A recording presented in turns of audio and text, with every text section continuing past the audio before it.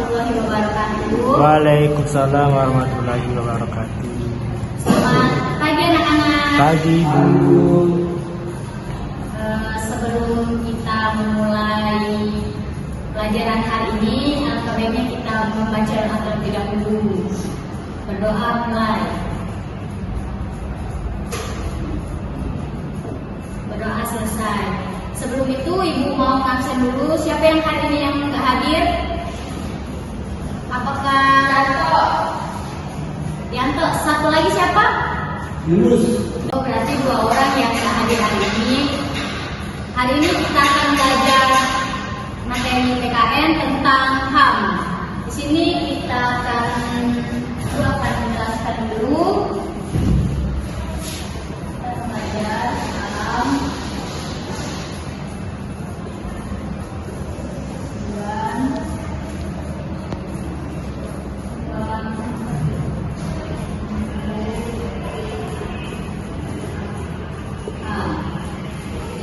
Kepanjangan HAM itu apa sih?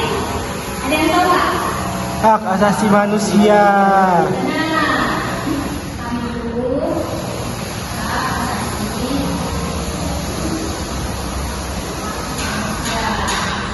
HAM itu adalah merupakan hak yang dianugerahkan oleh Tuhan Yang Maha Esa kepada setiap individu di bumi. Setiap orang wajib menjaga, melindungi, serta menghormati hak-hak setiap orang.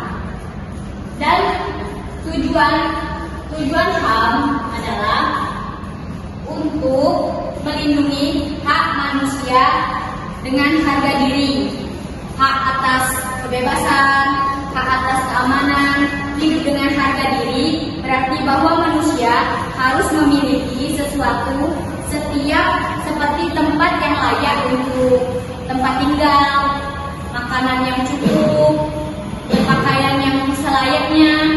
Artinya untuk mencapai tujuan HAM,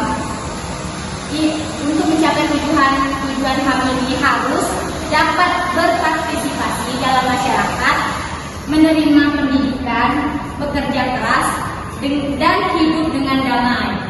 Itulah tujuan dari HAM. Dan ruang lingkup HAM ini itu terbagi menjadi 7. Yang pertama, setiap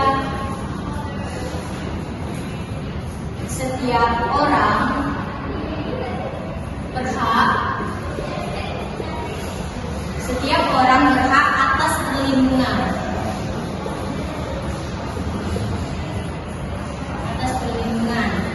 Setiap perlindungan dari diri, pribadi, keluarga, dan kehormatan yang melibatkan martabat dan hak harga dirinya. Dan yang kedua itu ialah setiap orang berhak atas pengakuan. Di sini pengakuan adalah pengakuan secara hukum, pengakuan sebagai setiap individu dan sebagai manusia yang berada di mana saja itu harus diakui. Dan yang ketiga itu setiap orang berhak atas rasa nyaman.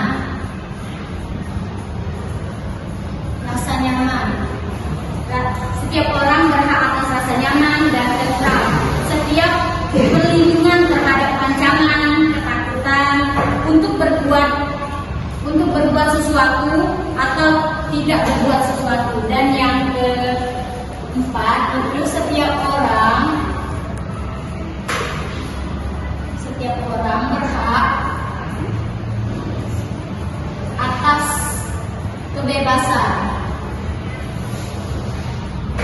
Setiap orang berhak atas kebebasan ini ialah kebebasan berpendapat, kebebasan dari penyiksaan, hukuman, atau perlakuan yang kejam dan tidak manusiawi, penghilang dan paksaan nyawa. Dan yang kelima, setiap orang tidak boleh ditangkap. Setiap orang tidak boleh ditangkap ini apabila dia tidak melakukan pelanggaran, itu tidak boleh ditangkap. Kecuali dia sudah melakukan pelanggaran, itu wewenang kepada pihak yang berwajib itu berhak untuk menangkap dia. Dan yang ketujuh, setiap orang berhak hidup dengan tentram. Setiap orang berhak hidup yang tentram.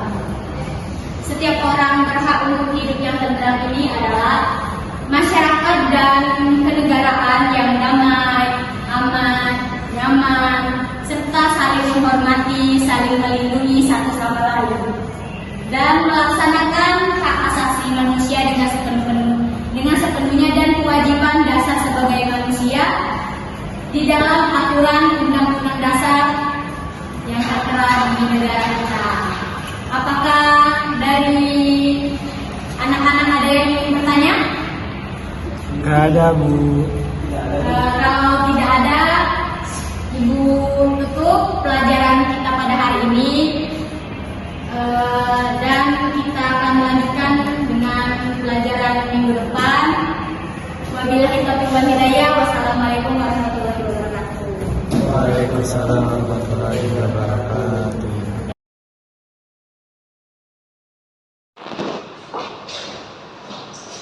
Assalamualaikum warahmatullahi wabarakatuh. Waalaikumsalam warahmatullahi wabarakatuh. Pagi anak-anak, pagi Bu. Apakah semuanya sudah masuk? Sudah, Bu. Bagaimana kabarnya hari ini? Baik. Ya.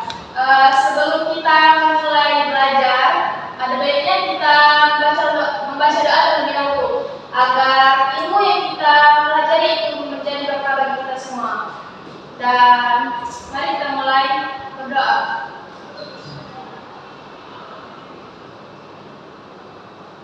Selesai. Materi belajar kita hari ini, mata pelajaran kita hari ini adalah PKN, Pendidikan Kewarganegaraan. Dan kita akan membahas tentang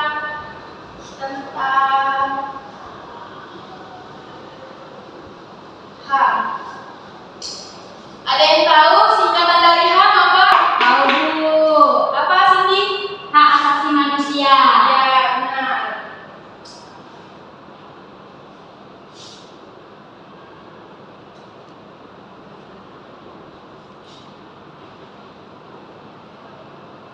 Hak asasi manusia.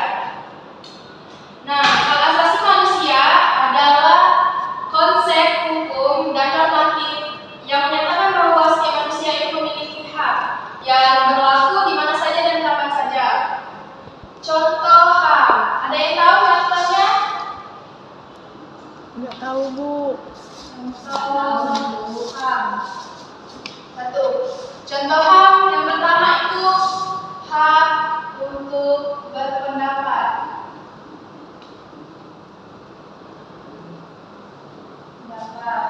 Dua, ada yang tahu lagi? Nggak tahu, Bu. Hak untuk bertumbuh, bepergian, Hak kebebasan. iya, kebebasan.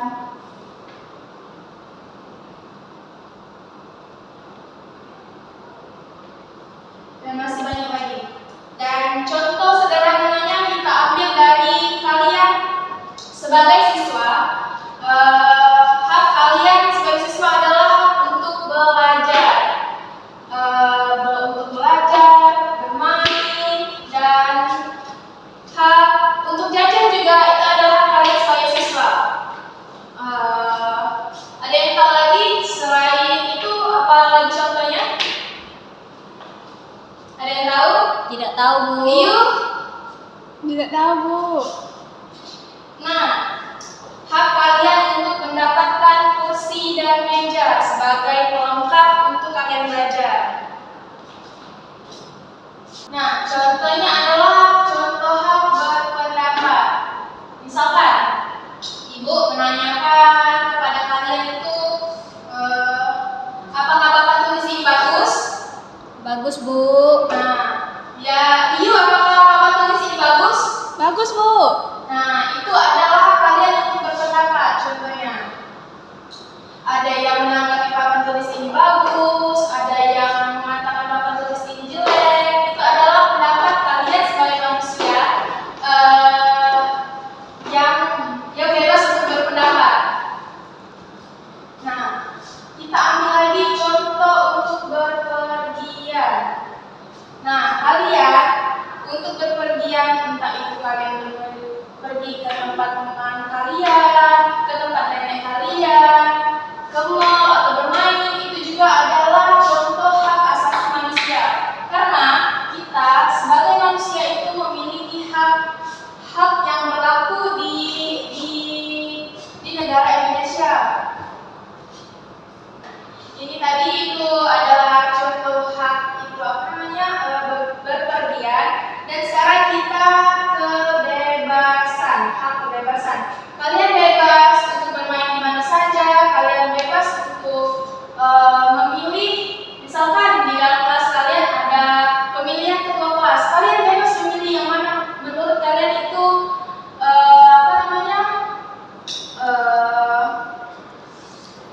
memimpin kelas kalian, seperti misalkan Liu atau Fatur atau Bagus atau Cindy. Nah, misalkan Fatur dan Bagus itu mencalonkan diri sebagai ketua kelas, dan Cindy dan Liu bebas untuk memilih antara dua tersebut. Atau kalau Liu ingin memilih Bagus atau Fatur untuk menjadi ketua kelas. Nah, itu adalah contoh HAM juga. Apakah ada yang ingin ditanyakan? Tidak ada, Bu. Tidak ada. Baiklah, apakah materi yang Ibu sampaikan itu tentang HAM bisa kalian cerna dan kalian pahami dengan baik? Atau masih kurang jelas? Udah jelas, Bu. Udah jelas ya? Sepertinya udah jam pulang ya. Baiklah, tidak ada yang ingin ditanyakan. Marilah kita menutup pembelajaran hari ini. Sebelum kita pulang, ada baiknya kita membaca doa terlebih dahulu. Doa mulai.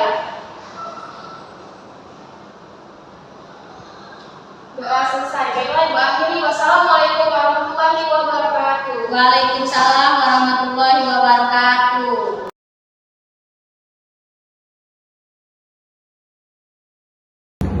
Assalamualaikum warahmatullahi wabarakatuh. Waalaikumsalam warahmatullahi wabarakatuh. Selamat pagi, Nak. Pagi, Bu. Apa kabar? Baik. Baik. Alhamdulillah, baik ya. Oke, sebelum kita mulai masuk ke materi, Ibu terlebih dahulu absen kan? Iya, Bu. Absen terlebih dahulu.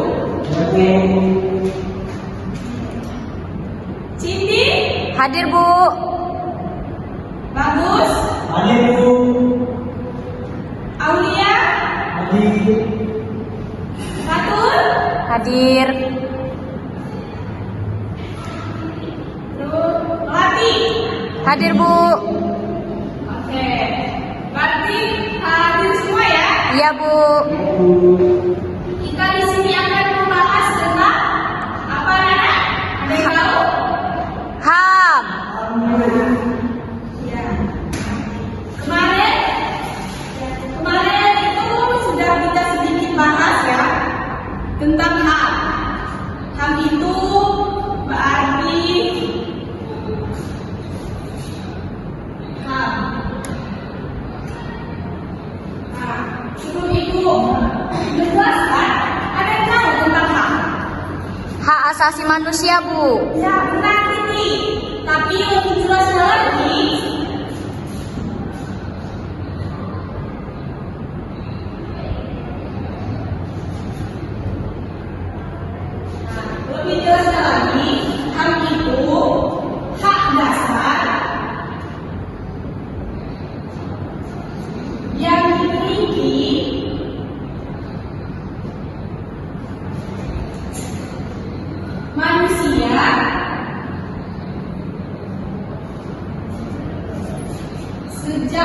lahir, yang dianugerahi,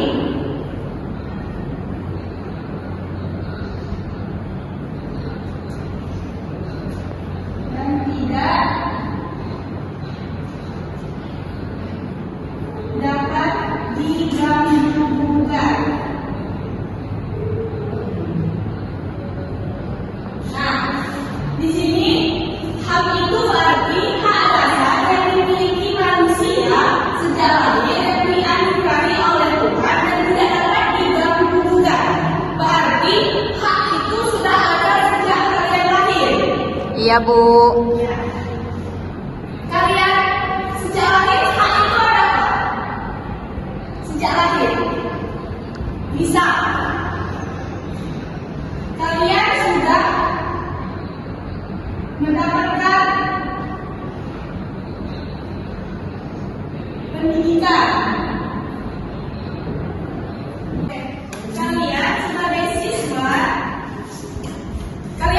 siswa di sekolah ini berhak mendapatkan pendidikan karena itu merupakan hak kalian sebagai siswa.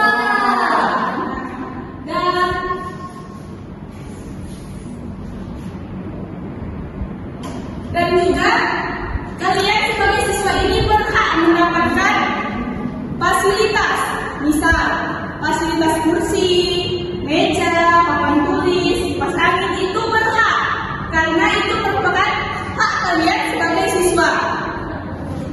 Terus hak mendapatkan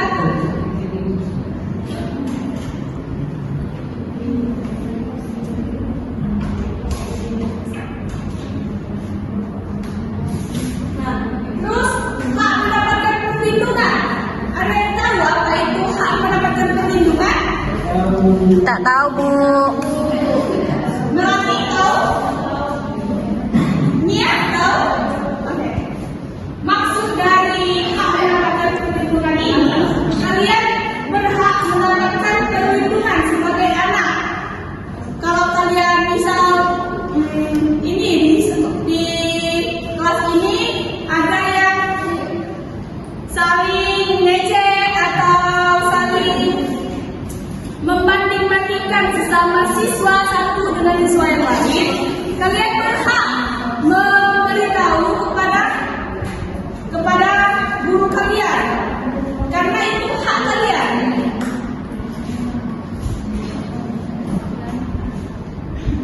Terus di sini ibu akan menjelaskan tentang ciri-ciri haknya.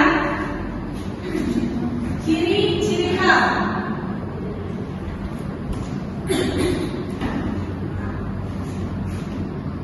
Ada yang tahu ciri-ciri hak? Belum tahu, Bu. Ciri-ciri hak itu yang pertama yaitu bersifat hakiki.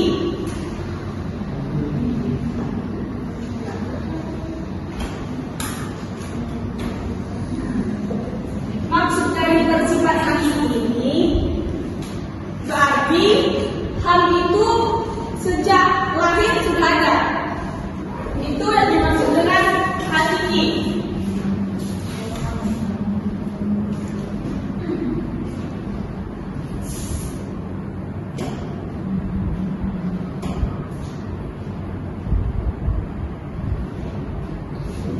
Yang kedua, ciri-ciri dari hak itu bersifat universal.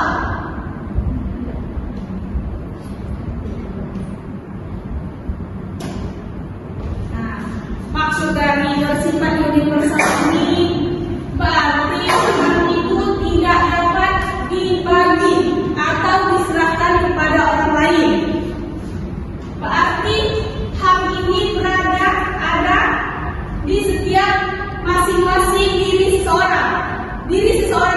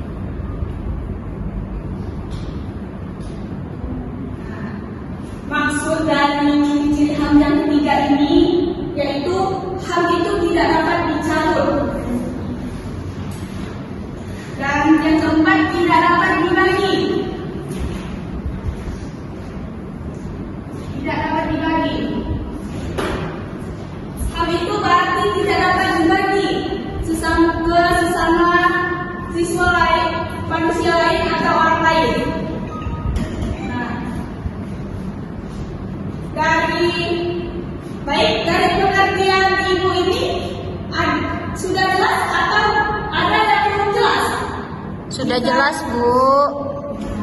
Oke, hari ini kita cukup membahas tentang hak dan ciri-cirinya ya.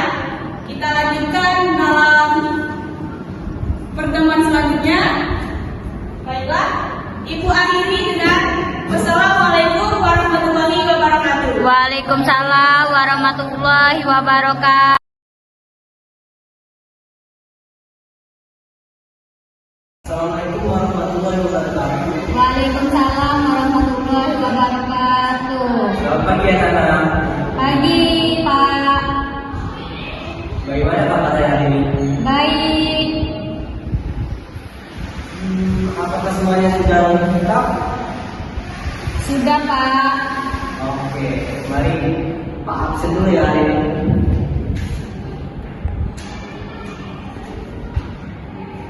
Fatul, mungkin perhatian. Oke. Cindy, Hadir, Pak. Liu, Hadir, Pak. oke, hadir semua ya. Iya, Pak. Baiklah, pertama-tama sebelum kita mulai pelajaran hari ini, ada baiknya kita berdoa dulu biar pelajaran kita hari ini berkah. Baiklah, doa dimulai. Doa selesai. Oke, pelajaran hari ini ada yang tahu tentang apa? Tentang hak, Pak. Oke, tentang hak.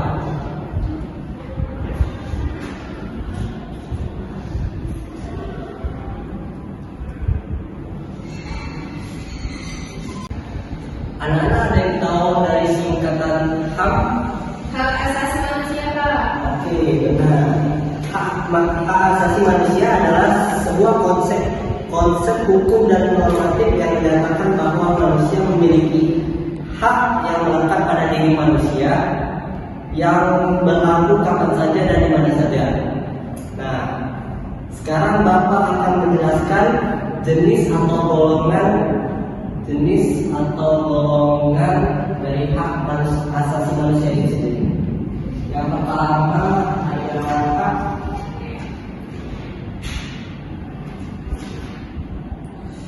hak asasi pribadi.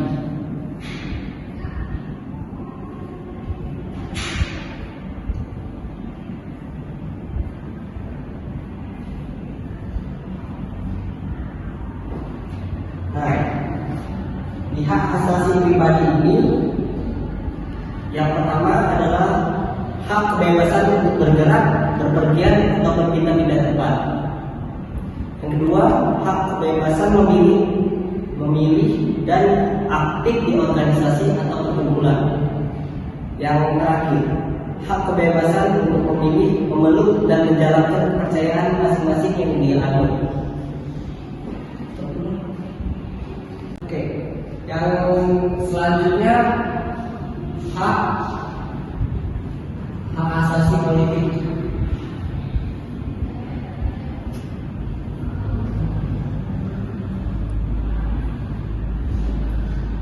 Hak asasi politik ada hak untuk memilih dan dipilih dalam suatu pemilihan.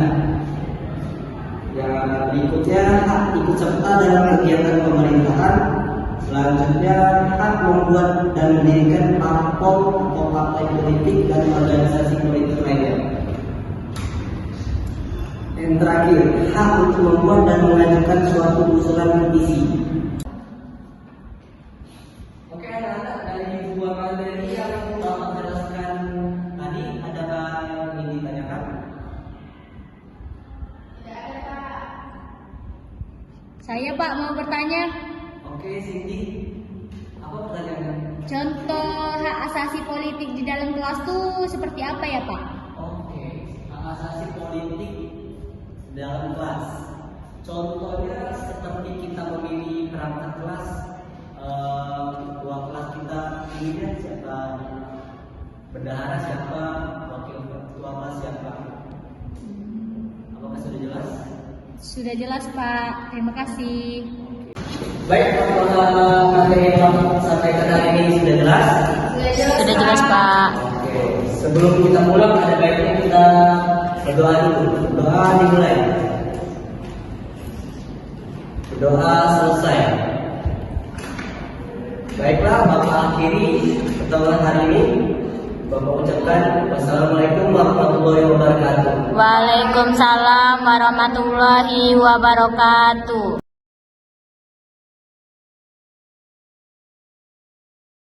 Assalamualaikum warahmatullahi wabarakatuh. Waalaikumsalam warahmatullahi wabarakatuh. Pagi, Pak. Nah, sebelum kita memulai pelajaran kita pada hari ini, sama yang kita berdoa mulai.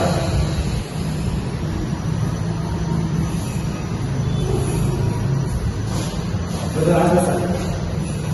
Bella, apakah ada yang dimaksud hari ini? Ada, Pak. Siapa saja? Ayuza sama Bagus, Pak. Oke. Dua orang ya? Iya, Pak. Bella, kita hari ini akan membahas yaitu salah satu materi yang ada di PKN yang bernama HAM.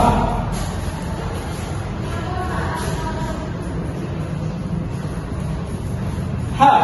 Ada yang salah dengan HAM? Hak. Hak atau hak asasi manusia yaitu hak yang dianugerahkan oleh Tuhan Yang Maha Esa pada setiap individu yang ada di bumi. Yang dimana setiap orang itu wajib untuk menghormati, melindungi dan menjaga setiap hak yang ada di mereka. Baiklah, kita akan bahas yaitu salah satu materi dari hak yang berjudul faktor penyebab pelanggaran HAM.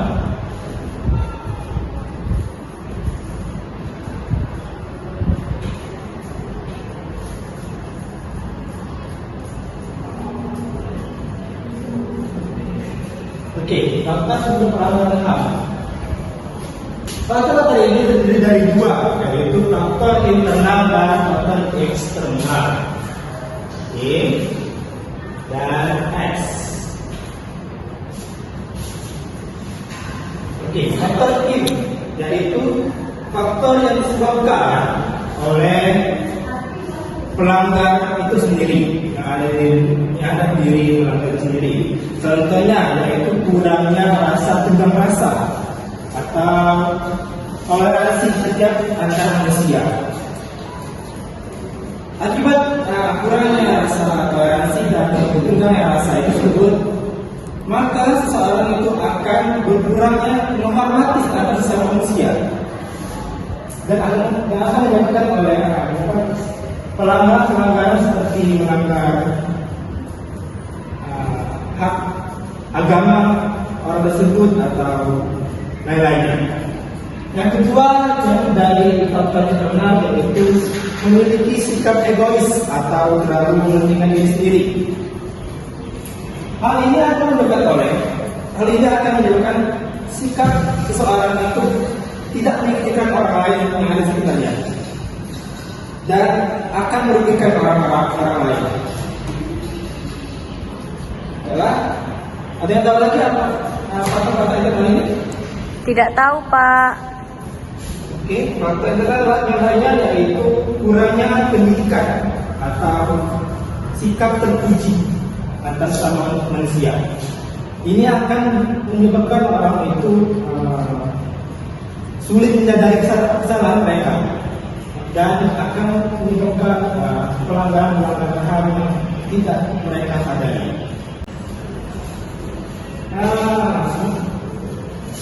Faktor internal lainnya yaitu kurangnya rasa empati atau simpati antar sesama manusia yang menyebabkan seorang ini sebenarnya atau terserah mereka mau apapun, mau mereka ke sana, mau mereka ke sini, mereka akan tidak akan memikirkan orang lain. Oke, kita akan beralih ke faktor eksternal. Faktor eksternal salah satunya yaitu penyalahgunaan kekuasaan. Nah, gara-gara penyalahgunaan kekuasaan ini, maka seorang penguasa akan kurangnya rasa kesadaran antara masyarakatnya atau antar koloni atau lain-lainnya Contoh misalnya seseorang ketua kelas kalian tidak peduli dengan anggota kelasnya dan semena-mena, maka kelas itu akan hancur, itu akan berantakan. Dan salah satu faktor yang lagi dibahas atau lebih banyak yang ada di Indonesia yaitu seorang aparatur negara melanggar hukumnya. Itu merupakan salah satu bentuk penyalahgunaan faktor eksternal dari hal ini. Yang dimana hal tersebut akan menyebabkan kehancuran.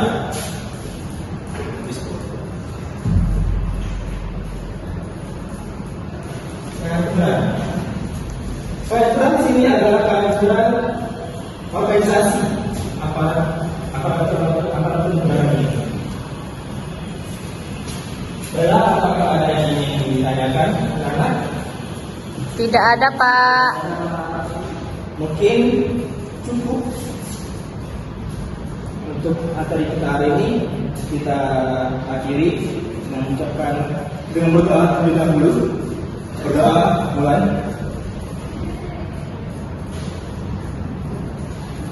Berdoa selesai. Terima kasih atas hari ini. Kita tutup dengan mengucapkan nafas hamdalah. Bismillah. Alhamdulillahirabbil alamin. Assalamualaikum warahmatullahi wabarakatuh. Waalaikumsalam warahmatullahi wabarakatuh.